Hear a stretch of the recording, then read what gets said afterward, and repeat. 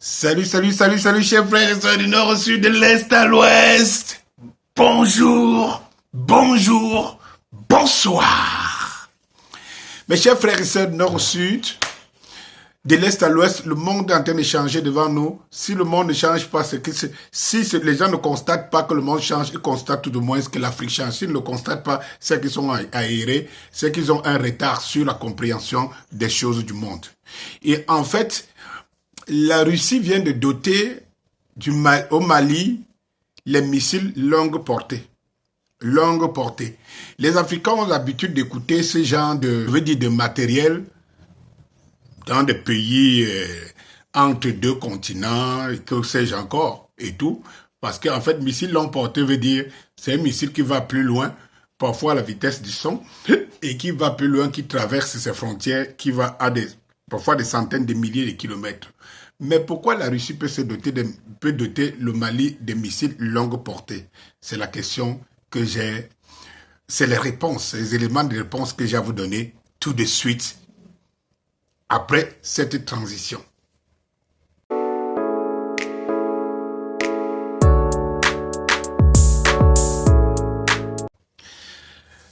Oui, mesdames, mesdemoiselles et messieurs, le MSLA, mouvement de soutien à la libération de l'Afrique, est en train de prendre ses ailes.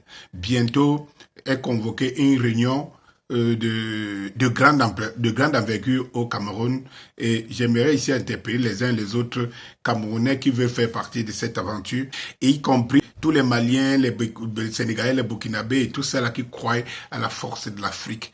Ils ont à participer à cette réunion qui se tiendra justement dans 2 semaines. L'endroit et l'heure exacte. Quand j'ai fini de leur dire, revenons au sujet principal. Eh bien, la Russie dote le Mali des missiles longue portée. Cela veut tout simplement dire que, comme je vous l'annonçais, lorsque vous aviez vu des camions et des camions traverser, lorsque vous avez vu des camions et des camions, lorsque ces camions traversaient de long en large le Mali et avec des véhicules militaires amphibies et tout, je vous avais demandé si le Mali a de l'eau. Et je vous avais dit qu'il y a une grande force qui est en train de se préparer au niveau du Sahel. Contrairement à des bases militaires installées en France, que la France installe partout, les Américains partout dans le monde, la Russie ne procède pas de la même manière. La Russie veut doter à ses partenaires des moyens qui les permettent par rapport à leur entente, qui les permettent de combattre mutuellement. En fait, on est en train de remplacer justement les accords de coopération militaire française caducs qui n'ont servi que des intérêts de la France, à des accords de coopération militaire avec la Russie, mais des vrais accords, cette fois-là, avec du vrai matériel de défense et du vrai matériel de guerre. C'est de ça qu'il s'agit. J'entends déjà les gens dans un petit coin en train de dire, oui, ils reviennent avec les rhétoriques, vous quittez un maître pour un autre, ce n'est pas toujours une indépendance. L'Afrique a besoin de ça. Il faut que je vous rappelle que les Américains ont doté Israël de la bombe atomique. C'était pour se préserver de tous les pays. Si les Israéliens n'avaient pas la bombe atomique, ils savent très bien que les pays arabes auraient déjà mis Israël à sa place. On le sait très bien. L'Afrique, aujourd'hui, a besoin d'un allié fort. Et cet allié, nous l'avons. Ce n'est point une histoire de maître. Ce n'est point une histoire d'équité, d'impérialiste. Ce n'est point une histoire de colonisateur. Parce que de toutes les façons, ce n'est pas le premier pays où la Russie, qui ont des partenariats stratégiques avec la Russie et qui ont réussi. Je peux citer l'Angola, je peux citer pas mal d'autres pays, que c'est à travers la couverture de la Russie qu'ils se sont, je sais pas, qu'ils ont regagné leur souveraineté. Et donc, aujourd'hui, au Sahel, le Mali devient dans le puissante de cette hyperpuissance régionale qui est positionnée par là avec des missiles longue portée. Je ne veux pas dire à tête nucléaire, mais des missiles longue portée. Cela, protège les 3 pays déjà du Sahel, de l'AES, Alliance des États du Sahel. Ça les met en protection continue et absolue. 2, ça prépare à de prochains régimes qui vont entrer dans cette communauté. Voilà.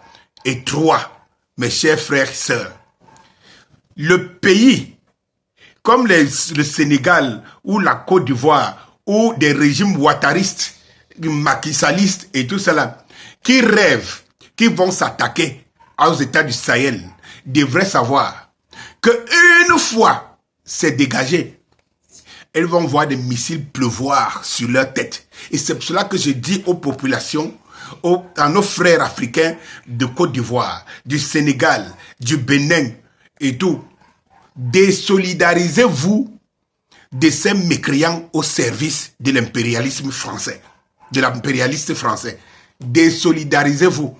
Il ne faut pas qu'on nous transforme en ce qu'ils font en Palestine. C'est-à-dire que c'est les pauvres Palestiniens qui se mettent à payer, par exemple, les pots cassés. Ça, c'est clair. Comme ils le font d'ailleurs avec les peuples nigériens, les peuples maliens, les peuples burkinabés et tous les peuples qui se révoltent. On vous coupe la lumière, tout ce qui est contraire au droit international et tout ce que vous connaissez. Mes chers frères, c'est quelque chose est en train de naître au Sahel.